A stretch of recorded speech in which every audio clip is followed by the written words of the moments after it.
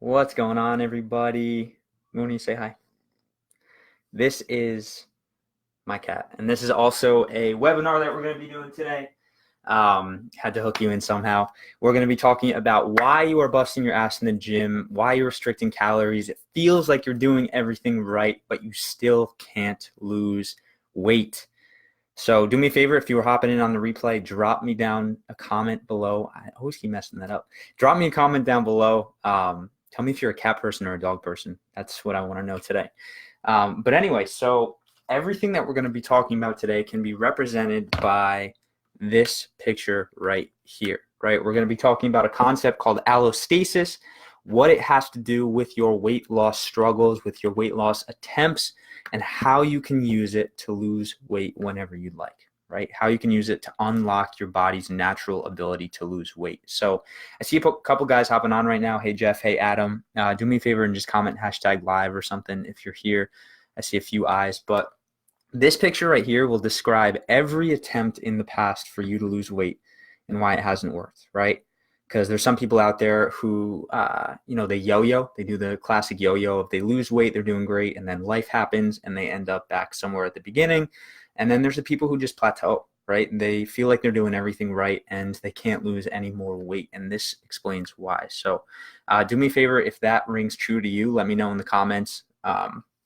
But this is a concept that is super, super, super powerful for your weight loss transformation, for just your health transformation, for allowing your body to thrive, to be in a state where it just naturally releases weight, right? You don't lose weight because you'll probably find it again, but you actually just release that weight. And basically, allostasis is your body always wants to be in the state of balance, right? Your body always wants to adapt to its external and internal environments, right? So if you're in a situation where you are constantly stressed, if you are constantly dealing with work stress, or you're putting a lot of stress on your body with weightlifting or diet, these are all forms of stress, right? Exercise is a form of stress. It's called a hormetic stress. It's good in small doses, but if you maintain that for long periods of time, those stress levels, it's not good, right? It breaks down your body. So stress is not a bad thing. That's the first thing I want to touch on. Stress is a natural part of our body and our life that we are meant to adapt to. What's up, Nick? Thanks for being here, man. Thank you, Jeff. Thank you, Adam, for being here. But stress is this thing where your body wants to experience it. It needs it, right? When you lift weights and you go to the gym, your muscle fibers break down, and that stress causes them to build back even stronger, right? The problem we run into with stress is when we make this stuff long-term. All right, so let's take it back a couple thousand years when the men of our society were out hunting for food, right? And they were hunting for mammoth or alpaca or whatever they were hunting at that time. And there is a tiger, and they see the tiger from the corner of their eye. Their fight or flight instincts, boom, they kick in. That fight or flight puts all of their energy to their midsection, allows them to burst out running. They go full adrenaline mode where they are just focused on survival. And that stress helps them survive, right? So again, it's a good thing. Thank you, Jesse. Thank you, Patrick. Thank you, Bill, for hopping on. I appreciate you guys being here too. So the problem with our modern society is we're not running from a tiger anymore, right? Hopefully, unless you live in like near a zoo or something where one escaped. But we're not living in this society where we have to fear for our physical life on a daily basis, right? Hopefully, for most of us, thankfully. There are some people out there, maybe they don't have that privilege. But for most of us, we're not in that state, right? But we still experience stress. We experience a different type of long-term stress, and that's what I want to talk about today. So I want to introduce you to this concept, and it is called the stress cup. I'm going to write that down. And this will help you understand why your body struggles to lose weight, why you feel like you are doing everything right, but nothing seems to work, nothing seems to come off. So I want you to picture this cup as your body's ability to handle stress, right? As long as this cup does not overflow, as long as it remains somewhat full but not overflow, and it's not empty either, your body can perform allostasis. Your body can maintain a natural balance, right? If you feed it the right inputs, it's going to shed fat. It's going to get rid of all these diseases. It has the ability to do that. But the problem with us is we fill the cup up, right? We go along and we are feeding ourselves stuff, and that's a bad diet, right? Bad diet. I hope you can see that. That fills some of the cup up. Then I got to get colorful with you guys. Say you have work stress, right? Say there's stress at work, you have a deadline, or you have clients or a boss that's just hounding you and you get super stressed with that, right? That adds on to that cup. Then you have, let's top it off. I'm just going to use the same color. I'll use red again. Make this fun for you guys. Then you top it all off and you get a poor night of sleep, right? Or a couple poor nights in a row.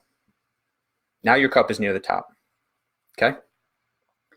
Now your body basically has two options, right? Number one, it can adjust and adapt, and it can make a bigger cup to hold that same amount. Or number two, it overflows, right? So most people with our modern lifestyles are allowing their cup to just overflow. And what this is doing is this is preventing them from shedding that weight, because it appears in something like a broken metabolism, right? This is something a lot of people experience. A broken metabolism. It could be diabetes. It could be obesity. All these different things can manifest from this overflowing stress cup. But the biggest and most important one is that inability to shed fat, is that broken metabolism, right? So here's the thing. If you lower some of these stressors, actually, I'm gonna include one more thing that is super, super worthy of knowing, and this is gonna help you understand if you are restricting calories, right? That's a stress. That is a stressor, regardless of what you say. If you're not feeding your body what it needs, that's a stress, and that's gonna add to your overflow. Another big thing, high intensity exercise is a stressor. If you're going to the gym, your body, if it's in that state, thinks you're running from that tiger, right? So your body is literally, you think it's good because exercise is good. But if you're in this state where your stress cup is overflowing and you're not allowed and your body's not able to perform allostasis, that acts as a stressor. When you want to come hang out? We're getting real with these guys. Come here. Here's Malie.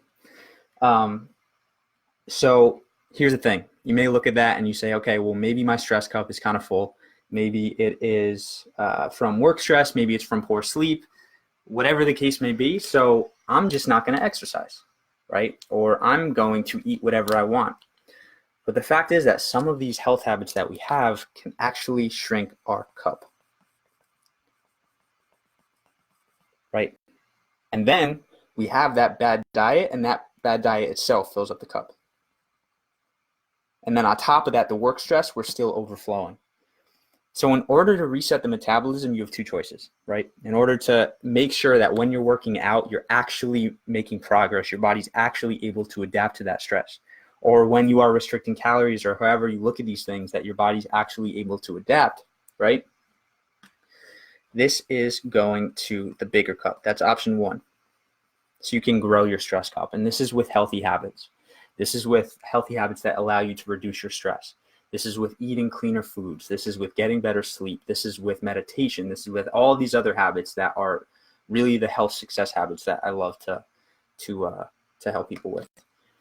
And then the second option is to empty the stress cup, right? So you have a bad diet now, maybe you just get rid of that. And then your work stress drops down. Or maybe you switch jobs, or you have a one-on-one conversation with your boss and you've settled the feud so you're not as stressed at work. Then you get rid of that, right? Once you put your body in that state where the stress cup is not overflowing, you basically do a reset for your metabolism. And that is exactly what I teach my guys.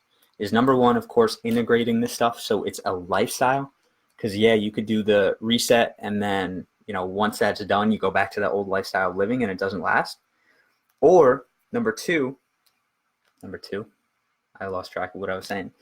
But that's what I teach, right? The reset, but also maintaining that lifestyle. So what I need you guys to understand is if you are in that spot where you plateau, or if you're in that spot where you yo-yo, you need to take a serious look at all the stressors in your life. And you need to see, is this contributing to my current broken metabolism, my current inability to lose more weight. And again, this could be expressed through counting calories and restricting your body. Because if your body thinks it's in starvation, again, back in the day when it's in starvation, you need to conserve all the resources that you had.